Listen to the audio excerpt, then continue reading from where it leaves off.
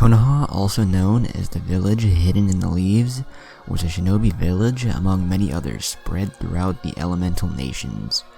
Normally one wouldn't find enemy shinobi walking around the village without a care in the world, but today was a very special day.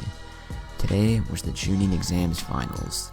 Today the competitors from various countries would face against each other in mortal combat to prove their worth and try to gain a promotion to Chunin. The sun was slowly rising on the horizon, and a warm breeze was felt flowing throughout the village. It was still early, but the village was already booming with movement. Stores were already open, and many were walking through the streets. After all, the Chunin exams were a very important event anywhere. The early stages weren't anything special, but the finals is another matter completely different. During the finals, many nobles and the daimyo himself would watch the games. They served as an alternative to war and to prove the worth of the shinobi belonging to certain villages. What no one expected, at least from the civilian side, was that war was much closer than they thought.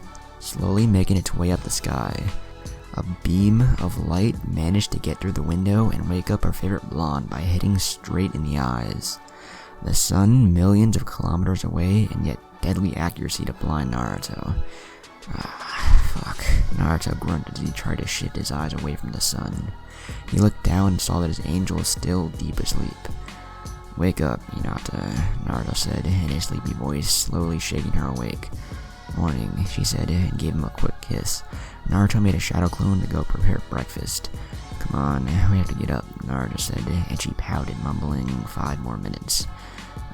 What do I do?" Naruto thought, and suddenly a light bulb flashed in his head, nearly blinding Kurama. "Get up, Hinata, you have your cousin's ass to kick," he tried to say with a straight face. Hearing that, Hinata perked up and immediately got up. "Let's go then," she replied, and he chuckled. Then they took a quick bath separately to freshen up, and to truly wake up since Naruto tumbled his way towards the bathroom, bumping into a few things. They had a heavy caloric breakfast since they knew that there would be plenty of action today. After all, shinobi can pretty much eat what they want and still look good due to all the training and work they do. After breakfast, they began preparing their weapons since they both knew that there was going to be an invasion sometime during the finals. They walked to the middle of the room until Naruto bit his thumb and sprayed blood across the wall. The reaction was instantaneous as the wall glowed for a moment until it seemed to disappear and show another room. In fact, Naruto drew a blood seal on the wall that created a space rift between his normal house and the Namikaze compound, since he couldn't live there full time for now. The seal was based on the Hiraishin and opened a portal, so to speak, that allowed anyone to cross and literally walk up to the compound. Of course, the wall was protected by the blood seal, and only Naruto and Hinata could activate it since Naruto added her chakra signature to the seal. Naruto changed his outfit slightly. Since he knew that the sand was going to invade, he decided to use proper clothes. He kept his traditional orange pants, but he was wearing a sleeveless black shirt with a mesh armor under it. He also had a great chest-plated armor similar to those worn by the Anbu, and arm guards with sword seals along the wrists. In his wristband, there was a special Hiraishin kunai, standard shuriken, boomer shuriken, and his personal favorite were crippling strikes, senbon. What many people don't realize is that senbon are deadlier than shuriken. It's extremely difficult to kill someone with shuriken unless it hits a critical area like the neck or the head. Otherwise, it won't pierce enough to kill the target. However, with the senbon, one can hit one of many pressure points with them that can stun the enemy, put him to sleep, and even kill them. Of course, every weapon has its disadvantages, and senbon are extremely difficult to learn how to use, and even more to actually hit the enemy where it was intended. "Hinata, where are the poisons?" Naruto asked, and Hinata replied, saying that they were on the bottom cabinet in the second scroll. Hinata was very proficient in making poisons. She wasn't a very good medical shinobi, and let's be honest, she sucked at antidotes, because she never had any training outside of reading, but for poisons, let's just say she was a natural, and poor Naruto was our guinea pig. Since he couldn't die due to any poison that he might get injected because of Kurama, Hinata usually tested them on him. She would occasionally throw senbon towards an unsuspecting Naruto and watch the results. Naruto knew that his shy Hinata must have a sadistic side to her. Naruto opened the cabinet and sealed the contents of the scroll to show 3 small vials with different colors and labels. The first vial was white and was a paralyzing poison. This particular poison will shut down the user's nervous system from the neck down, effectively paralyzing him. The second vial was yellow and was a sleeping poison, and like the name says, it renders the user unconscious. The last and final vial was black and was killing poison. Once infected, it would spread extremely quickly and kill the user in a matter of seconds or minutes, depending on where the senbon hit the target. Naruto dipped his senbon in these multiple poisons, and sealed them in different seals so he could separate them. It wouldn't be much good if Naruto killed the person he was trying to capture. Speaking of weapons, Naruto offered his sword, a thunder god, to Hinata so she could use it in conjunction with her water attacks, similar to how the second Hokage did, but she refused. Hinata preferred using her daggers she learned how to use during this month. Her daggers offered more fluidity in her taijutsu style, and she could channel wind or lightning chakra through them. In the end, it looked like the Thunder God was going to become what it was before it was stolen, a family heirloom until anyone decided to pick up the sword. Concerning Hinata's daggers, they were somewhat special. Even though they had a few missions, both of them didn't have that much money to buy worthy daggers, so Naruto took it upon himself and forced them to her. He bought chakra metal, which is cheaper than buying already made weapons. He really outdid himself with them. The daggers were made of the best chakra metal and allowed Hinata to channel her elemental chakra through them to increase the piercing power. Their design was amazing. They truly were beautiful and deadly, just like Naruto described Hinata. Naruto also printed a couple of seals on them to increase their resistance and durability. He also included a summoning seal that allowed Hinata to summon her daggers if she ever lost or threw them back to her hands. Hinata was preparing her weapons and seals when she heard a clang. She rushed to Naruto to see what happened and saw him picking up a weapon he apparently dropped on the floor. She looked at the weapon and her eyes widened. "You're taking that?" she asked, not believing her eyes as she looked at the weapon Naruto was picking up and preparing to seal in a storage seal in his body. Kurama had told him the story of that weapon and a few like those. Apparently they were created by the Sage of Six Paths himself, and were many more times powerful than any other weapon. To anyone not related to the Sage himself, these weapons had massive chakra usage, and so only a pure Uchiha or a Senju would be able to use those weapons properly. "I'm up against a Biju, give me a break, I'm pulling all the stops against him," Naruto pointed out. "So am I," Hinata folded her arms and replied. Naruto asked, not understanding what she meant. "You don't expect me to lose against Neji, right?" she asked. "Of course not," Naruto replied. "During the second round, I'll be facing either Fu or Yugito," she stated. "Yes, but they aren't crazy," Naruto said, waving his hand trying to prove his point. "Let's hurry this up or we might be late," Naruto concluded and sealed his favorite weapon inside a seal. He wondered why his father never used it. Maybe it wasn't his style. They quickly finished packing everything they needed. Naruto placed his hand on her shoulder and both of them flashed at the Chunin exams. This month after Naruto had uncovered the invasion, he tried his best to spread his Horation seals through the whole village. Now he could be virtually everywhere in the village. Konoha Stadium. They arrived just outside of the Konoha Stadium and quickly made their way inside. The stadium was packed full. Among all of the audience, there were daimyos, important businessmen, and shinobi from other villages who just came to watch. After all, the Chunin exams is where the best gettings are. The Kage box was located above the audience, and they had a particular vantage point to watch the matches. They were the judges, and so they needed to evaluate the contestants properly. There were 2 Kage currently sitting in the Kage box. The Hokage was the first and had 2 bodyguards. The first was Raido Namiyashi. His most distinct feature is probably the well-like scar on his face, running across the bridge of his nose and down across the left side of his face. He had brown spiky hair, dark eyes, and wears the standard attire of the Konoha shinobi, complete with the forehead protector and the standard flak jacket. The other bodyguard was a self-inducted super pervert, the gallant Jiraiya. In the third chair was A, the 4th Raikage, and his bodyguards, Darui and C. "Seems like Sasuke Uchiha is missing," A commented. Yugito was the strongest genin they had in Kumo, and he was expecting she could put all of these to shame, primarily the Uchiha. "I heard he was training with the sensei Kakashi Hatake, so maybe he picked up his bad habit," the third said. chuckling, and Ace snorted. The Hokage and Raikage were talking when they noticed the Kazekage arriving. The Kazekage was known for using his gold dust, similar to how Gaara manages to use his sand. "Greetings, Lord Kazekage. I'm glad you made it. I hope you weren't tired," the third said. "Not at all, Lord Hokage. It was good the Chunin exams were in the leaf this year. You aren't the young man you once were for long travels," the Kazekage said. "Don't treat me like an old man. I intend to remain the Hokage for another 5 years," the Hokage said, making A narrow his eyes. "Seems like you're missing the last Uchiha," the Kazekage said. "Like I told Lord Raikage, his sensei is Kakashi Hatake, and he's notorious for being late," the Hokage said, and the Kazekage nodded and took a seat. He sat in the second chair in the middle of the Hokage and Raikage. "Now, shall we begin?" the Hokage asked, and they both nodded. The Hokage got up and went to the edge of the balcony. He used a voice amplification jutsu and said, "Welcome, ladies and gentlemen, to this year's Chunin exam finals. This year we have many talented Genins from Konoha, Kumo, Suna, and Taki. Now, without further delay, let's begin the matches," the Hokage concluded, and the crowd cheered. What crowd? "I can't start the matches without Sasuke," Sakura yelled. "Chill out, Sakura. He still has time before his match begins," Kiba replied, and she glared at him. "Did Gaara kill the Uchiha? I told him to lay low," Baki thought, looking at Gaara, who looked surprisingly calm. "Quiet down. It's about to begin," Ino said, and they looked at the arena, and noticed Hayate was about to speak. In the arena, Hayate was explaining the rules to the participants, and they were pretty much the same as during the preliminaries. "Let's begin," Hayate said, but got interrupted by Hinata. "Are we starting without Sasuke?" she asked. "He will have until his match to show up, otherwise he will be disqualified," Hayate explained. "Any more questions?" Hayate asked, and nobody said anything.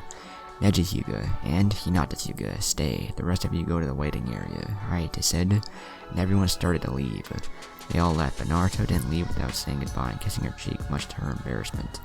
With the crowd, the rest of the Genins all made their way to the middle of the crowd and joined with their respective senseis and teammates. "Hey Haku," his Zabuza, Naruto said, waving at them. "It's a shame you didn't enter in the Chunin exams, Haku," Naruto said. "Yes, my team wasn't ready. Maybe next time," Haku replied. She was about to say something else when Zabuza spoke before her. "Hey brat," Zabuza started, "you better win this. I've got money riding on you," he said. "Are you serious?" Naruto asked. "Of course, after everything I saw you do. If you lose, I'll have Haku breed your balls," Zabuza said, and Naruto chuckled weakly while involuntarily bringing his hands to his manhood. "I like the new hairstyle, Naruto," Haku said. She had to admit he looked good. He wasn't wearing any sleeves so he could see his muscles. They weren't large or bulky, but they were of someone who trained hard, and his hairstyle was quite unique, and they looked good on him, like Madara. "Thanks," he replied, and gave her a thumbs up. "Look closely, Hanabi. There is no one who received the Hyuga blood like Neji," Hiyashi said. "Is he really that strong?" Hanabi asked. She was the second daughter of Hiyashi and the current heir to the Hyuga clan. "He's very talented, nothing like your weakling of a sister," Hiyashi said. "You're in for a very rude wake-up call, Hiyashi. You're about to see the real Hinata," Naruto thought as he overheard Hiyashi speaking with Hanabi. Arena. "You should give up, cousin. Fate already declared me the winner," Neji stated in his smug smile. Hinata turned to Hayate and said, "Your name is Fate? I thought it was Hayate," she said, and everyone started laughing. Neji even glared at Hayate. "What?" Hayate asked. "It was funny," he said. "You are a weakling, cousin. Everyone knows that," Neji said, and Hinata just shook her head in disappointment. She figured since she got kicked out, Neji would at least sympathize a little bit with her. "Fighters, ready," Hayate called out, and they both nodded. "Start," he said, and they jumped back. "You can't evade fate, cousin. During the preliminaries, you resorted to using ninjutsu. That only proved you aren't meant to be a Hyuga," he said. "Then I shall defeat you using our taijutsu style," Hinata said, as she took the standard Jukin stance, knees bent, with left leg slightly forward. Her right arm extended with the palm facing Neji, and her right arm coiled near her waist. Neji smiled and didn't even activate the Byakugan or take any stance. He simply ran forward and closed the distance in no time. He went for the traditional Jukin strike to the chest. Hinata waited for her to get close, and faster than lightning, she deflected the strike. She crouched down and swept his legs. Flowing with the momentum, she completed her twist, and gave him a strike to his chest that sent him tumbling to the ground. You should take this serious, Neji, Hinata said as she activated her Byakugan without seals. Neji spat a bit of blood coming from his lips and removed the dirt and dust of his clothes as he got up. He decided to show her how it was done and activated his Byakugan and got into his stance with the crowd. Looks like they're getting serious, Naruto said. Yes, that was nothing but a little skirmish, Asuma said. Asuma, Naruto said, getting his attention. You remember our bet, right? She asked. Yeah, I know, but I'm confident Shikamaru will be promoted, Asuma said, trying to convince himself. Arena. Neji quickly dashed towards Hinata and threw a few strikes. Hinata dodged them all as she was dancing. She didn't even need to block his attacks, she simply shifted her weight and went with the flow. Damn it, why can't I hit her? Neji asked himself, getting frustrated, and he was using his best moves, and she dodged them all as if they were nothing. Now it was time to Hinata to make her move. She tried a quick juking strike to his shoulder, but Neji blocked it. Neji quickly found himself on the defensive as Hinata was pushing him back and back. Each strike he blocked was a close call, and if it hit him, it was game over. She seemed to only be targeting his most important chakra points. Neji decided to gain some space and backlit, but just didn't expect Hinata to dash after him so fast. She went for a juking strike to his left shoulder. I can't let her hit me or she'll disable my left arm, Neji thought. Hinata watched him smirk, and wondered what was so funny until she noticed he was starting to spin. She quickly realized what he was going to do and jumped back to avoid his attack. Kaiten, Neji yelled as he spinned a blue dome of chakra with crowd. That's, Hiyashi sputtered as he watched the prodigy of the branch family pull the best defensive move of the main house. Kaiten was the Hyuga's pride and joy. It was their absolute defense, or so they thought. Unbelievable, a Hyuga elder thought as he watched Neji pull the Kaiten. Dad, isn't that? Hanabi asked, but never got to finish. Kaiten, the main house absolute defense. To think he progressed so far without anyone to train him. He really is a prodigy, Hiyashi stated. Arena. Neji finished his Kaiten and smirked at Hinata. Looks like it's you who's trying to avoid his fate. Kaiten is a main house technique, Hinata said. A failure like you would never understand, Neji said and dashed forward, and quickly closed the distance between him and Hinata. You're in my field of vision, Neji said, and got into his stance. 8 trigrams, 64 palms, Neji called out and was about to start his best offensive attack when he saw Hinata start to spin. His eyes widened at what was about to happen, but it was too late. Kaiten, Hinata yelled, and spinning, creating her own blue dome of chakra, and Neji was thrown out very fast and impacted with the wall. With crowd. That's my girl, Naruto said as he cheered for Hinata. The rest of the Genin and most of the Jonin were watching as the disavowed heiress kicked the Hyuga prodigy's ass. Hiyashi seized his teeth as he watched Hinata flawlessly perform the Kaiten. He already knows she could use it, but to that perfection, he never figured. Dad, Big Sister just used the Kaiten too, Hanabi said as she watched the usual stoic Hiyashi show his face of anger. Hiyashi, the elder said, care to explain how your daughter can use the Kaiten? He asked. How should I know? He asked, and the elder went back to his brooding like a certain Uchiha we know. Arena. Still believe I'm a failure? She asked, watching her cousin rise from the ground, removing a few pieces of rocks from him. She noticed that his breathing was starting to get labored. After all, the Kaiten did send him to the wall quite hard. I admit, you're better than I expected. In the end, it won't matter. I didn't think you could pull the Kaiten as well, Neji replied as he watched her. During this whole match, he was yet to land a single strike to her, and yet she already delivered 2 strong strikes to him. He needed to end this fast, otherwise he would lose, and that he could not allow. Neji ran as fast as he could towards Hinata. Neji approached her and threw dust he had in his hands towards her eyes. Hinata didn't expect such a low trick, and could only close her eyes. Neji smirked, and took this chance to end it. 8 trigrams palms, 64 palms, Neji said as he got into his stance. 2 palms, Neji said, and closed 2 chakra points on Hinata's network. 4 palms, 8 palms, 16 palms, 32 palms, 64 palms, Neji said, finishing his strikes as Hinata was pushed back, but stood on her feet. In the stand, Hiyashi smirked in satisfaction as he watched her failure of a daughter put in her place.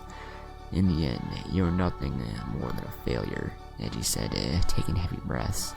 He was about to talk to the proctor to give him the match when Hinata exploded in a puff of smoke. Neji's eyes widened when he saw Hinata disappearing in smoke. Shadow clone? Neji asked in thought. He noticed Hinata quickly running behind him and turned just in time to receive her full attack. 8 trigrams palm, 364 palms. Hinata called out and began her onslaught. 2 palms, 4 palms, 8 palms, 16 palms, 32 palms, 64 palms, 128 palms, 256 palms, 361 palms. Hinata finished. In less than 5 seconds, she had closed all 361 chakra points in Neji's bodies. Neji hit the ground with a thump, completely knocked out, and he was going to stay like that for a few hours. Winner by knockout. Hinata Hyuga, Ayate called out, with crowd. Naruto whistled as he watched Hinata perform her new attack. She looked like she was dancing. It was beautiful. In less than 5 seconds, she completely shut down Neji's entire chakra network. Hiyashi's eyes were bulging out of his sockets as he watched his failure of a daughter defeat their Hyuga prodigy.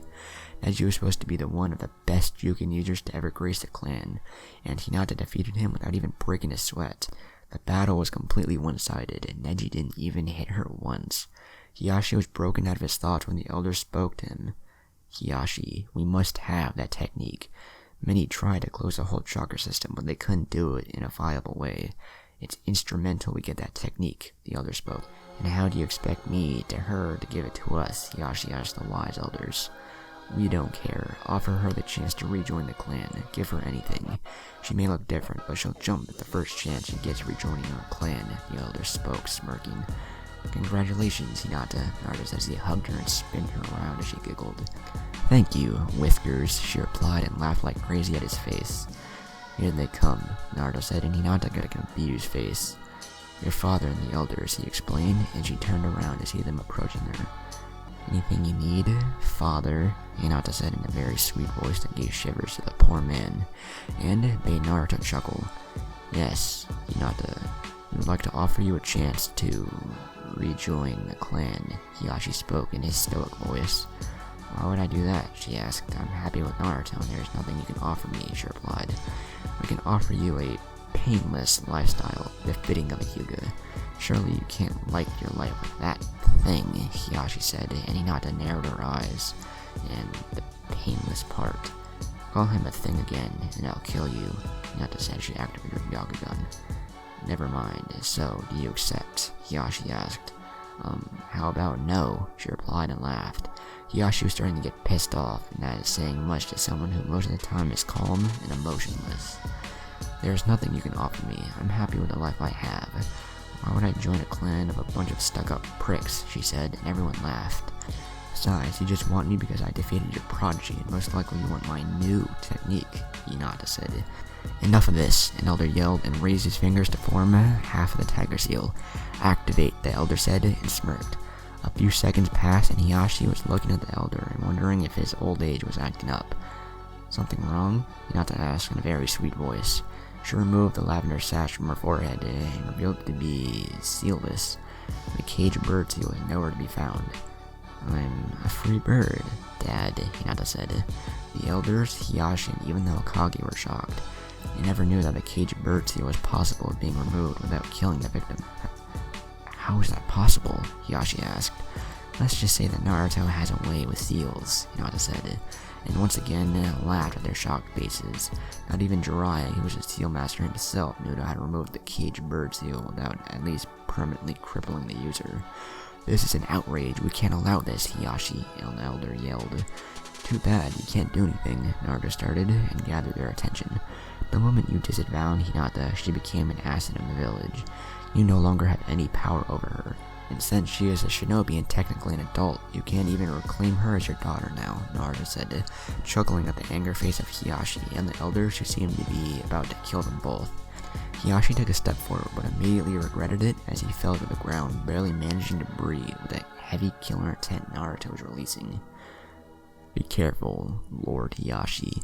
Attacking a Leaf Shinobi is a crime, primarily with so many witnesses, Naruto said in a deeper voice, and pointed out to many people around him. Pretty much everyone was shocked Naruto managed to remove the seal from Hinata. Demon, Hiyashi pointed out as he regained his breath and got up. Naruto was prepared to end his life as he broke the third law, but thankfully the Hokage arrived just in time to prevent anything from happening. Hiyashi, are you mental? The Hokage asked. Naruto is right. The moment you rejected your daughter, you lost any authority over her. She belongs to the village now, and it will stay like that until she chooses otherwise, the Hokage said, and Hiyashi scoffed. We shall have words later, Hiyashi said in his regained stoic face as he turned around with the elders to their seats. That went well, Naruto said, and Hinata nodded. The Hokage just sighed that Naruto only gave him headaches, as if the civilian council wasn't enough. Now he had the Hyugas on his ass too. I'm getting too old for this shit, Hokage thought as he made his way back to the Kage box.